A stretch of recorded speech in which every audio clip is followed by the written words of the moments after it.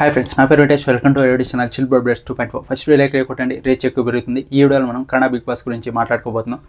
Top 6 contestant అయితే హౌస్లో ఉన్నారు. ఈ రోజే ఫినాలే జరగబోతోంది కన్నడ బిగ్ బాస్.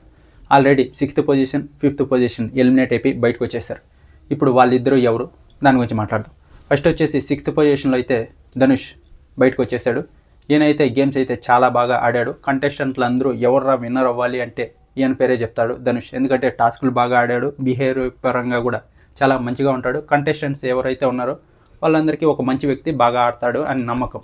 అందుకే ఇతనే విన్నర్ కావాలని ఎవరిని అడిగినా వాళ్ళు ఇతని పేరే చెప్తారు. కానీ ఇతను 6th పొజిషన్లో బయటకు రావడానికి కారణం ఏమంటే గేమ్స్ బాగా ఆడతాడు, అన్నీ బాగానే చేస్తాడు, హౌస్మేట్స్తో కూడా చాలా బాగా ఉంటాడు.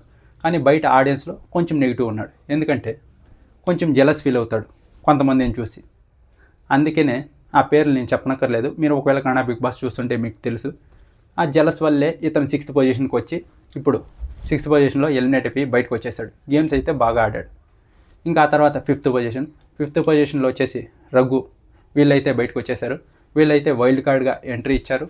గేమ్స్ నెక్స్ట్ లెవెల్లో ఆడతారు, మంచి బాడీ బిల్డర్, అందుకే గేమ్స్ బాగా ఆడతారు. బిహేవియర్ పరంగా కూడా బాగానే ఉంది.